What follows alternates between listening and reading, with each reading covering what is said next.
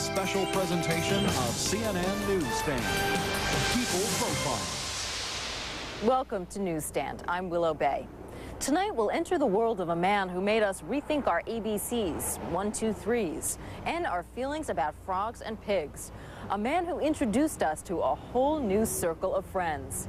Tonight, People Profiles, Jim Henson. Hey, Jim.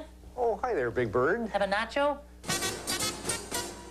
Jim was a very nice man. He often came around Sesame Street. Everybody liked him. I mean, how many neighborhoods have a Cookie Monster, a Grover, and a little cute red guy named Elmo? I'm kind of your average, everyday, talking, singing, dancing frog in show business, you know? If people want to think my father was like Kermit, they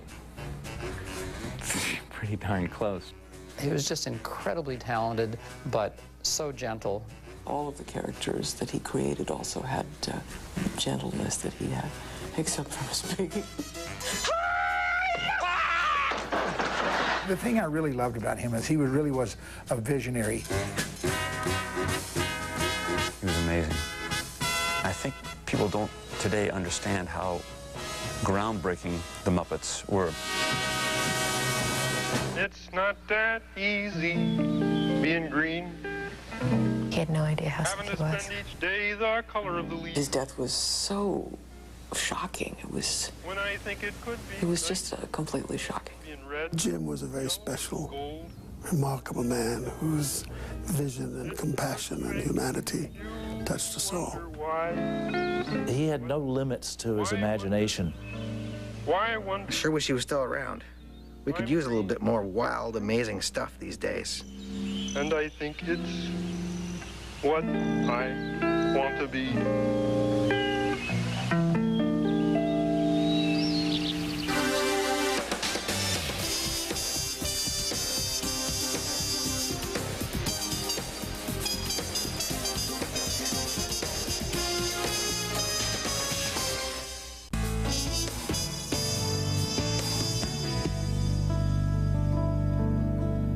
He was kind of quiet, and yet he had that special thing. I've heard the word is called charisma. He just seemed to have a glow about him. He was special.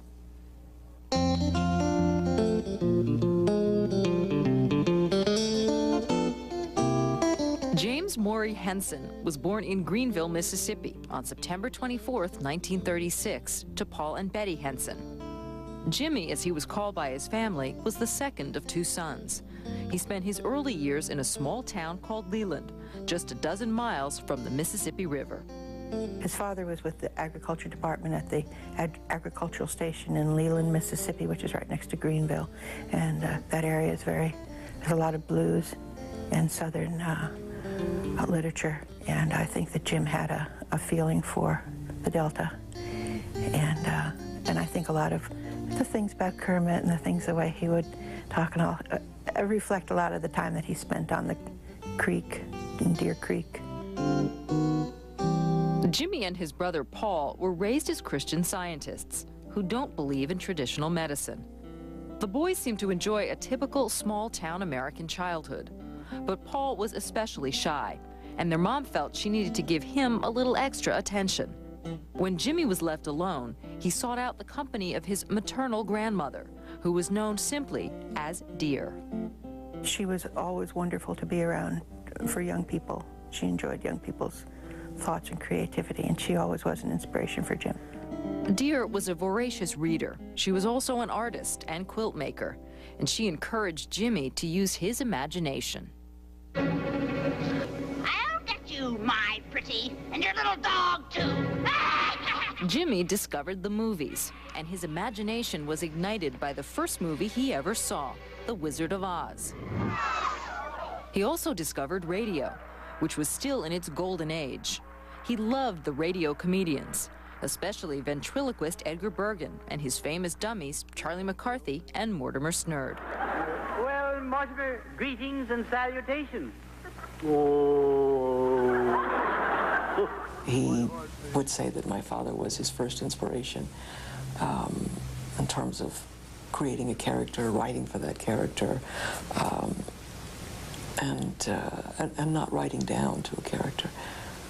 When Jimmy was in the 5th grade, his father took a job with the Agriculture Department in Washington, D.C., and the family moved to Hyattsville, Maryland.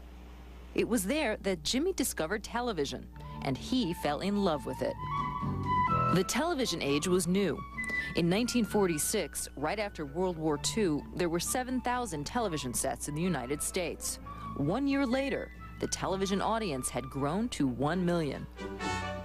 Jimmy desperately wanted his family to get a TV, and in 1950, they finally did. There was a new media, a new and exciting media on the scene. Bert Hillstrom was on television with the Kuklapolitans. I knew this was going to be this kind of meeting. There's not room for me in this group. That's the whole thing. Well, let's adjourn and You're we'll come back. both against me. We'll just That's adjourn and all, come because back. I'm a dragon. Oh, that's for goodness sake, Ollie. Jimmy loved Kukla, Fran, and Ollie. Another favorite was the off-the-wall comedy of Ernie Kovacs. With his innovative style, Kovacs was testing the limits of television. You caught me, didn't you? Young Jimmy Henson's passion was television, and at the age of 16, he approached all the television studios in Washington to find a job. In the summer of 1954, after his high school graduation, WTOP-TV in Washington, D.C. was looking for someone to perform puppets on a local Saturday morning program. Although he wasn't looking to be a puppeteer, Jimmy took the job, which paid only $10 a day. But as Jim Henson said, it was just a means to an end. It was a way to get into television. That job lasted only weeks, but he quickly got another at WRC-TV, again as a puppeteer. There he teamed up with another puppeteer, Jane Neville, his future wife. We met in a puppet class at the University of Maryland. Jim was just coming out of high school, and I was in the senior class in art education. Jim and Jane's first assignment together was a puppet segment for a magazine show aimed at homemakers. Their puppets would lip-sync to comedy records. The station liked the act, and soon they were given their own 5-minute show. It was seen twice a day. The first at 6:25 in the evening, before the Huntley-Brinkley Report. Then at 11:25, just before The Tonight Show. We had very sophisticated adult audiences right from the beginning, and I think it was very adventurous of the station to be willing to program our puppets at that time. They weren't really, we were, you know, really pretty amateur, but always good. Jim's work was always good, even if it was a little rough. Which one of us is going to get off first? Well, here. Well, I'm going to, let me try to get down. All right. Wait a minute. Hold up there. Ho. Jim's new show was called Sam and Friends, and Jim got to do everything from constructing the props and backgrounds to designing the puppets. He wanted these puppets to look different from the traditional puppets that had been used on television before. Jim called his new creations Muppets. Some say it was because they were a cross between a puppet and a marionette. Jim said he just liked the sound of the word. I think that's one thing that was always unique about him and the Muppets. He created the Muppets to get into television. He didn't create the Muppets and then somebody said, wow, those Muppets are great, we got to put them on television. It was all calculated the other way. He thought, I've got something I can do that would work on television. And it's interesting because if you look at like the early TV sets and the shape and the rounded corners and stuff like that, it's a Muppet shape, you know? The Muppets were created to go on a TV screen, and they use just the screen so that the television set itself becomes the puppet stage. Oh, black magic has me in a spell. Oh, black magic that you weave so well. Those icy fingers up and down my spine. The same old witchcraft when your eyes meet mine. Sam's friends included Kermit, one of Jim's very first Muppets, although he was not quite a frog yet. He was more lizard-like, without flippers. He was made from Jim's mother's old coat and a ping-pong ball cut in half for the eyes. You have to remember also this was in the early days of television when it was black and white and it was live. And so even for human performers, very often they would blacken their lips and they would darken their eyes because it was all about the eyes and the mouth. And my father took that concept and applied it to the puppets. It's filling the screen, and what matters is the eye focus and the lip sync. That's it. And the script. The scripts were good, and Jim's Muppets were a huge hit. But at a time when Jim was celebrating his new success, he also suffered a tragic loss. His brother Paul was killed in a car accident. They were very close. They did things a lot together. And I think he also felt that his parents had lost a lot by losing Paul. So I think he felt that he wanted to accomplish a lot because of that, but also because he always wanted to accomplish a lot. He was someone who really enjoyed the idea of becoming successful and accomplishing a lot. He always felt that he would be successful. And he was. How many college students arrive at graduation in their own Rolls Royce? Jim had earned his degree in fine arts while working on Sam and Friends, which aired for 6 years. Although he didn't set out to become a puppeteer, it clearly was his calling. Jim Henson and his Muppets found a home in the place he loved best, television. Help! Help! Help!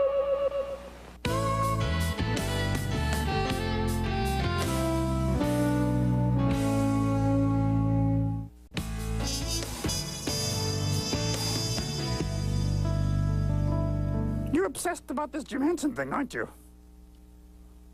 You want to talk about it?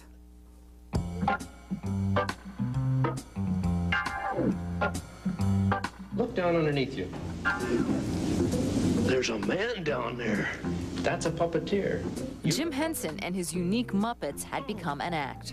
When Sam and Friends went off the air in 1961, the Muppets kept busy doing television commercials. You say you love Wilson certified bologna? No, I don't fall for that stuff. You will? They were also getting booked on many of the television variety shows of the 60s, including The Ed Sullivan Show. And Jim's Muppets became regulars on The Jimmy Dean Show, a down-home country western variety show. The quick-witted piano-playing Rolf was featured with Jimmy Dean every week in a 7 to 8 minute segment.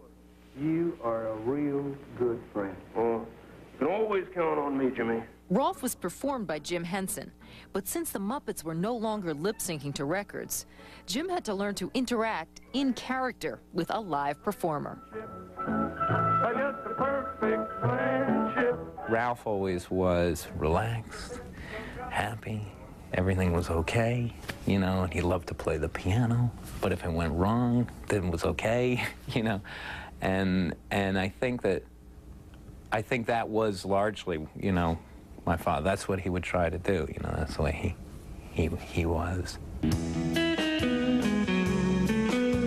Jim Henson was a devoted family man. He'd married fellow puppeteer Jane Nebel in 1959.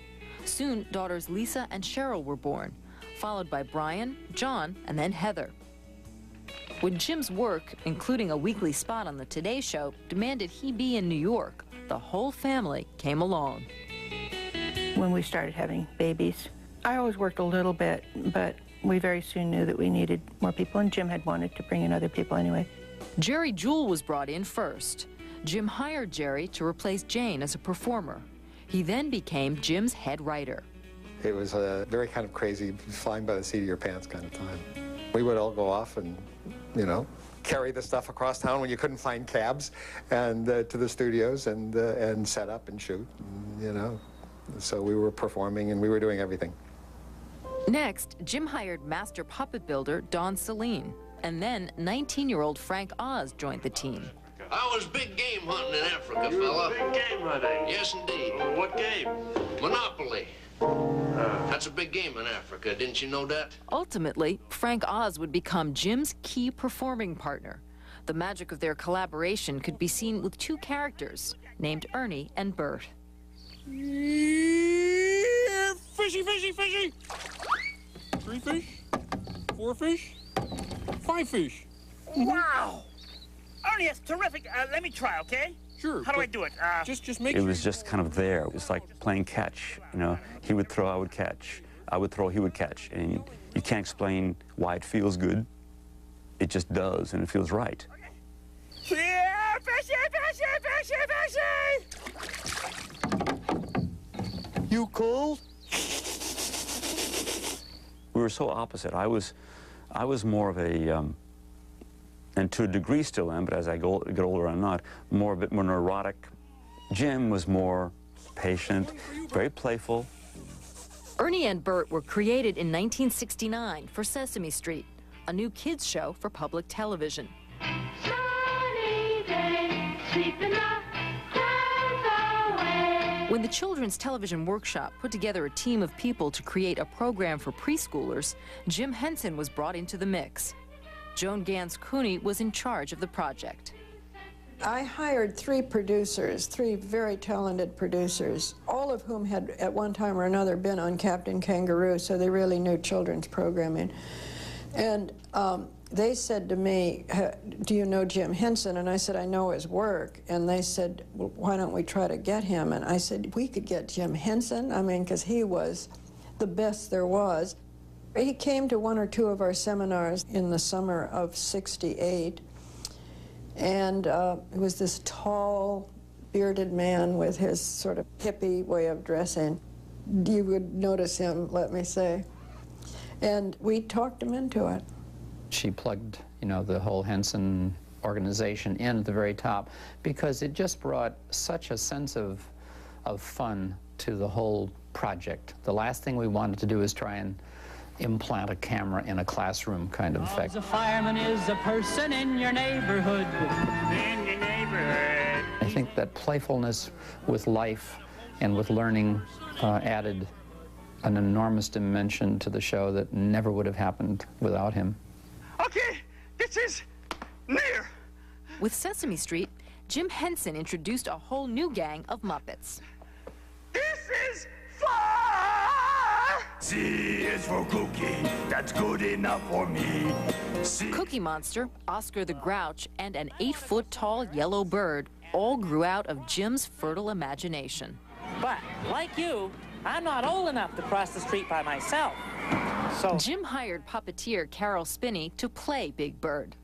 To me, that was the equivalent of, if I was a drummer, having some fellow say, I've got a little band from Liverpool, then would you like to be my drummer? Because it was Jim Henson. Jim Henson and the Muppets, to me, were the Beatles completely of the puppet world. how can people know I'm coming if I don't have a horn? Oscar, with this car, everybody knows you're coming. The personalities of each Muppet is so defined that makes it wonderful from an acting point of view because they're so kind of predictable. Hi all, this is Kermit the Frog of Sesame Street News, and today... Kermit, the character Jim created years before, joined this new group of Muppets. By now, Kermit was a frog, complete with a collar and flippers. From the very beginning, Sesame Street had reinvented children's television. And welcome to Once the Peace Theater. Me, your host, Alistair Cookie. And The show was hip and funny and attracted young children as well as their parents. Sure, kids learned their numbers and ABCs, but Mom and Dad were also being entertained, and Hollywood's biggest stars were very eager to make a guest appearance. Hi. I've been sent to interview Oscar the Grouch about his sock collection. I love her attitude. You want to kiss up to your kids, and you do anything. It's just, what do I have to do to get on the show? It's you want to do that for your children. Jim's own children didn't mind that their father never stopped working. In addition to the Muppets, Jim also contributed some of the animated teaching pieces for the show. He used to stay up almost all night, painting each and every little stroke for the numbers that would go, count up and then count back down again. And that was one of the really favorite ones. Jim worked so hard, and he was not a workaholic. It's hard for people to understand. The reason Jim worked so hard is he loved it.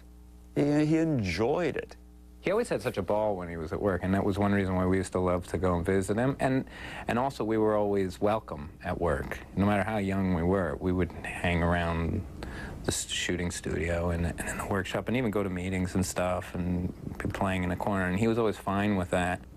When we were growing up, we weren't very aware of my father being famous, that there was much more of a sense that he was always very involved in his work and he loved what he did, and he always brought us into what he was doing.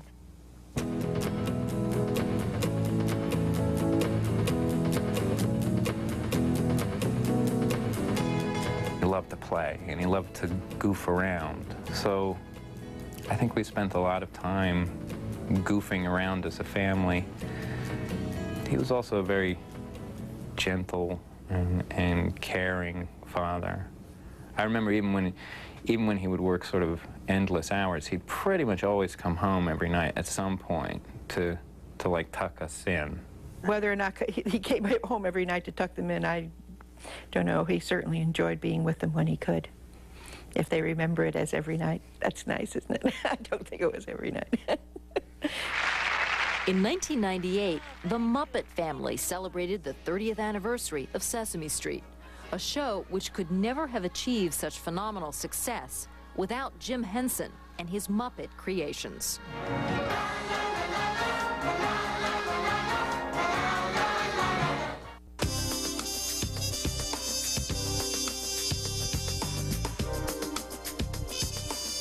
From what I understand, his genius was for coming up with kind of wild, amazing things that nobody had ever seen before. He just did a fantastic job of that, and I guess he was my kind of guy.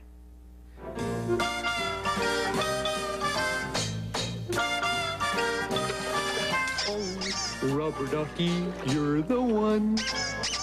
With the success of Sesame Street, Jim Henson had become an icon in the world of children's television. But Jim didn't want to get stuck there. After all, his early work, like Sam and Friends, had been geared toward adults, and he wanted to do more of that. And at that point, I think he was frustrated because he was saying, well, hang on, the Muppets, we've been performing in Las Vegas, and we do the Ed Sullivan Show. This was the only kids show we did. Just because it's a big hit doesn't mean that's all we can do. That's not what we ever were. Ladies and gentlemen, welcome to the Muppets Valentine Show. Jim had been given the opportunity to produce several television specials, but he wanted more. Then, in 1975, Jim was asked to do Muppet sketches for a new NBC late-night show called Saturday Night Live. I had enormous respect for Jim, and it was fine for me wherever he was going to head, you know, because it would at least be interesting. This is the mighty Babak. How many in your party? Jim's segments were dramatically different from what the audience had come to expect from him. What are you doing later? Why? Nobody quite knew what to do with the Muppets on Saturday Night Live because, and they were, of course, they were given a little more latitude there, so what they did was a little weirder, a little more on the edge. What I want, Angel Buns, is not on the menu. Come here, you. Yeah. We certainly didn't get Kermit. I would have much preferred Kermit and the sort of more joyous characters, but there were really some really funny characters in it, and it had a real freshness to it. The cast of Saturday Night Live became the hit, not Jim Henson's Muppets. In fact, the Muppets were gone after just one season. Chevy and Danny and everybody got really, really popular and created a different style of comedy to the degree that we didn't really fit in the show anymore. But he was, I think, not disappointed as much as excited the next step he was going on. Jim finally got the opportunity that he was looking for. He had produced a pilot for a primetime Muppet show, but again, the networks weren't interested. The pilot, however, was seen by British entertainment tycoon Lord Lou Grade, who put Jim's new show into worldwide syndication. It's time to play the music. It's time to light the light. It's time to meet the Muppets on the Muppet Show tonight. In 1976, The Muppet Show premiered. It was a variety show with a cast of odd yet delightful Muppet co-stars. By the time I did The Muppet Show, I'd run into Fozzie Bear, and Miss Piggy joined us at that point, and Gonzo, of course, and all those guys, Rizzo the Rat, all those people. The Muppet Show was so much fun. So much fun. We had such a wonderful bunch of friends there. And all these stars came through every week. Oh, it was great. Soon, the Muppet set was the place to be. Again, the biggest celebrities couldn't wait to perform with Jim Henson's Muppets. Hey, fellas, you know, I really don't mind your drilling for oil in my dressing room, but your camel just stepped on my guitar and broke it. Do not worry about the guitar. We will buy you a new one. It was hilarious. I mean, it was great. Not just my family, everybody. I mean, other entertainers were going, wow, I mean, you were there with Miss Piggy and Kermit, so it doesn't get any better than that. It just exploded. Everybody wanted the show. Everybody, I mean, they just were standing in line. It was just extraordinary. Hey, how do you get ideas for all those songs? New ideas. Jim Henson was always open to them. I told him that I'd always, in watching his show, I was always curious about the fact that there was never any real look or experiment with African culture or African American culture, but in particular African songs or African material. And he said that he'd be most encouraged to look into that world. We come from the mountains, moving on the mountain, go back to the mountain, turn the world around. We come from the mountains, moving on the mountain. I was just absolutely astounded and overwhelmed with the beauty of it and the magic of it and how real it was. Real, but very zany. Say oodie boo boo boo. Say what? Boo boo boo. Say oodie boo boo boo boo. Oodie boo boo boo. Now when you get off the stage. Kermit was the only Muppet to cross over from Sesame Street. This gave Jim the opportunity to develop his character more, and as Kermit's performer, to express himself a little more. Many suggest the frog was Jim's alter ego. Well, there's something about Kermit the Frog that always has reminded me of Jim Henson. Somehow they were a lot alike. If people want to think my father was like Kermit, they're pretty darn close, really. I mean, Kermit and my father were pretty much one and the same in a lot of ways. I think it was very easy for Jim to talk through Kermit and work with Kermit because it was so much part of, he was so much part of him. They were like trying to be in charge, but not quite in control. Got all these crazies running around, creating chaos. They're just trying to keep it all together. Kermit, is it always like this on the show? Oh, how do you mean? Well, all this craziness. Oh, well, this is actually a rather quiet show for us. No unforeseen disasters so far. Hurry up, guys. The Muppet Show aired for 5 seasons, and it was the greatest international hit of its time, airing in more than 100 countries. At its peak, The Muppet Show was seen each week by 235 million viewers. Decent, fair, great, I loved it. Jim didn't think of it in hit terms. He got to have control and play and create whatever he wanted. And that was a joy. And he loved it. Soon, Jim found a new playground for his Muppets, the movies.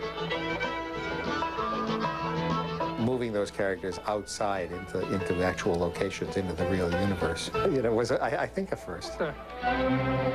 For the Muppets' second movie, Brian Henson was now officially on his dad's film crew.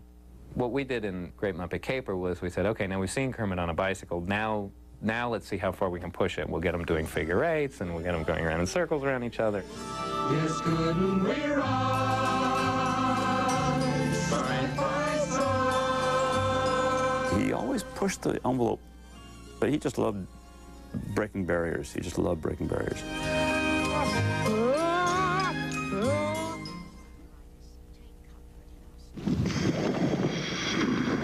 The story runs deeper than you know. Jim's next experiment took him to darker, more sophisticated puppetry in film. After the success of The Muppet Show, then he wanted to break new ground and wanted to really experiment and to get out and to think new thoughts, to create new characters, new ways of approaching puppetry and what became the Dark Crystal. Cheryl Henson worked with her father on the Dark Crystal, developing techniques that would make Jim's Muppets appear more alive. We've got to get them out. The Dark Crystal was the first all-puppet fantasy film that was really ever done, where there are no humans at all. The idea that he was actually going to be creating a completely new world. I wanted to create the world first. I wanted to start with a visual world of what these characters looked like and what the whole place was. The prophecy didn't say anything about this. Movie executives did not go along for the ride. The lights went on, and they stood up and walked out. And Jim was so depressed from that. And he was depressed from the some of the reviews. But you know, I think he would have preferred to be in this position by trying something that pushes the envelope than just being safe. Jim tried his hand once more with a live-action fantasy film. Labyrinth was released in 1986. What kind of magic spell to use? Slime and snails, or a puppy dog's tail. When Labyrinth was not a commercial success, that I think did. That was quite a blow to him. At that point, I think he was starting to feel like, I love the Muppets, but I have more in me. Why did this not work? How could this not have worked?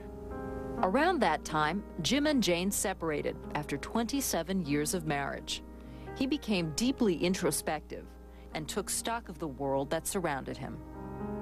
It was the first time I ever saw him not want to work, was during that period. There was a few months there that he didn't want to work. He wanted to travel and stop and think and reflect a little, and that was when he wrote those letters to us. Those letters were not to be read until Jim Henson's death.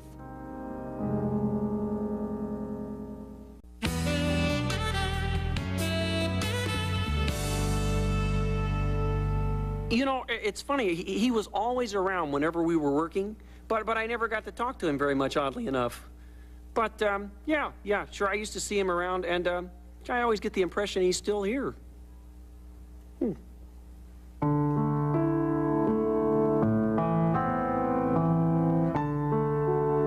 Jim Henson died May 16th, 1990. His illness was sudden. His death was a shock. Oh, God. I mean, yeah. No, it was for all of us. I mean, it's hard to talk about.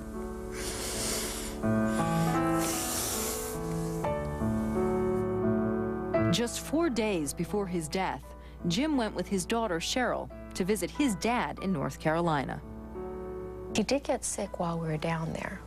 A little bit of a flu, a little bit of a cough, but he was feeling weak, but he wasn't feeling sick. Jim came home and went to his New York City apartment to rest. He had no idea how sick he was. It seemed like it was a sore throat and a cough. And he decided to cancel a vocal session of Kermit because he didn't feel that he had Kermit's voice. We were making jokes about the fact that, oh, I guess he's getting to be too big a guy to join us now, you know, because it's never done that, never, first time. I mean, I remember Jim, he had walking pneumonia, and we were shooting a commercial outside in the gas station 30 years ago, and it was 5 degrees, and he should have gone to the hospital, and he was still working, you know? I had known Jim as somebody who just could not be held down. I mean, one time he had surgery during his lunch hour, you know, and came back and worked until 8 o'clock that night. Jane Henson spent the last night of Jim's life with him and took him to the hospital the next day. Although they'd separated 4 years earlier, they never divorced, and they were still friends. When we went to the hospital, he dressed himself and walked down. And actually, when we went to the hospital, the taxi took us to the wrong door, to the front door, instead of the emergency door. So we walked all the way around the block, which is a, you know, pretty long way around. So I don't think either of us thought he was that sick. I think probably when he went to the hospital that night, he knew it was coming. I think when he coughed up a little bit of blood, I think he thought, how the heck did this happen? But I think it's happened, and now I think I know what this means. Jim died only hours after arriving at the hospital. The cause was severe pneumonia. The hospital said that getting medical attention sooner might have saved his life. Could his Christian Science upbringing have kept him away? We were all in the family, all of us, slow to go to see doctors. And yes, the fact that he was brought up Christian Science, I'm sure that had a lot to do with that attitude. Jim Henson was only 53 years old. His death was so shocking. It was just completely shocking. It was just unprocessable. I just couldn't process it for a long time. Now, those letters Jim wrote to his kids 4 years earlier were read.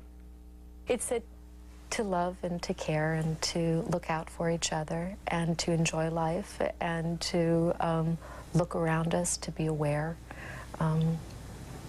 to care more than anything else. Jim also put his final wishes in the letters. He said, have a party, and if you want anything traditional, I kind of like the way they do it in New Orleans, so use the Dixieland band to you know, play it in and play it out. And we did. 5 days after Jim's death, a memorial service was held in New York. All of his puppeteers performed.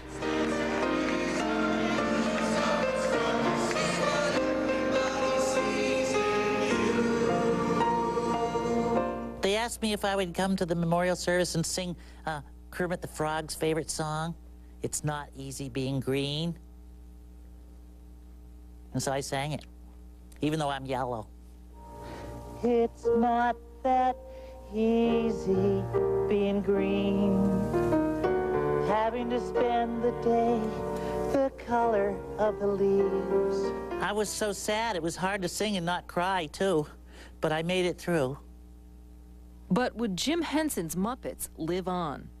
Jim was in the process of merging his company with Disney for a price of more than $100 million when he died. After his death, the deal fell through, and the Muppets stayed in the Henson family. Jim died? But we were just starting to get to know him. The Muppets paid tribute to their beloved Jim Henson in a television special. But one question remained. Would Jim's Kermit be there? And if 4 whole people, why not more? It took a while for us to decide what we were going to do with Kermit as the family, as just the family involved in that decision of how Kermit would continue and how we would do it. Brian became president of his father's company, and the family decided that Kermit would live on.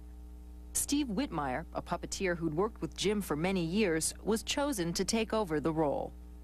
It was really funny when I made eye contact with him that first time. It was like he was saying, well, come on, talk, you know, say something.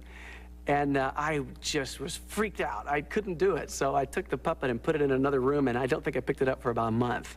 The reason Steve had a hard time was it's just not doing another character. He had to get in the soul of Jim to be Kermit. And when all those people believe in you. In the end, Kermit did appear with his friends once again. Kermit is so much my father's character. Kermit was before The Muppet Show. Kermit was, you know, before Sesame Street.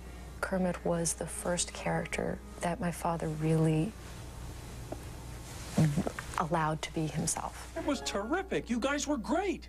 I think Steve does a wonderful job of Kermit, but it's not quite the same. And maybe, even maybe. Kermit, to me, will always be my father's Kermit. And believe in you too.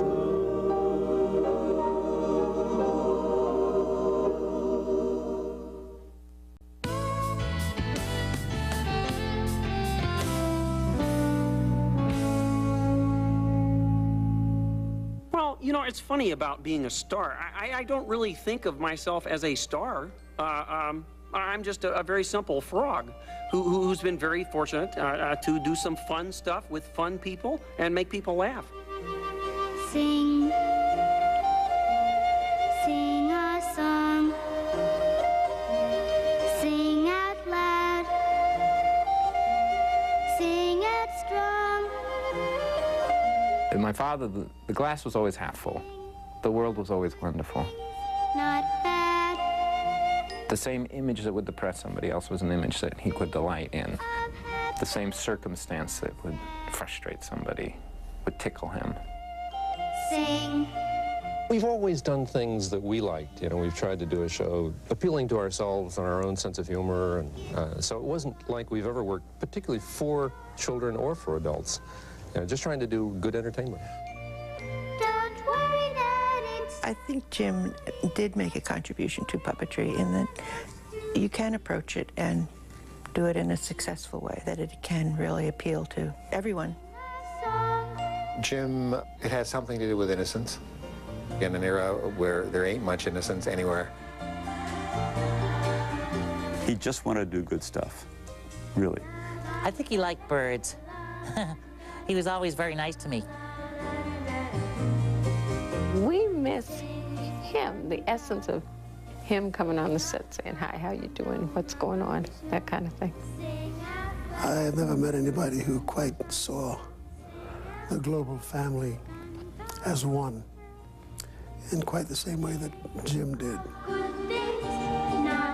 He's in our collective memory. I mean, my generation and down to my daughters, thank God. Probably one of the great legacies any man ever left to children was Jim Henson's. I think the world is, you know, very much a better place for him having been here and spreading that energy. Life's like a movie, write your own ending, keep believing, keep pretending, we've done just what we set out to do. Thanks to the lovers, the dreamers, and you.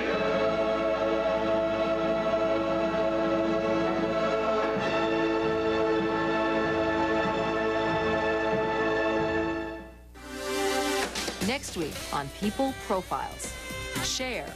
I mean, all of my careers have been a surprise to me. You know? I mean, you hope for it, but you don't, you know, it's not something that you think. And also, you go around telling everyone, oh, I'm going to be famous, I practice my autograph, whatever. And, you know, and everybody thinks you're nuts, but I mean, kind of rightfully so.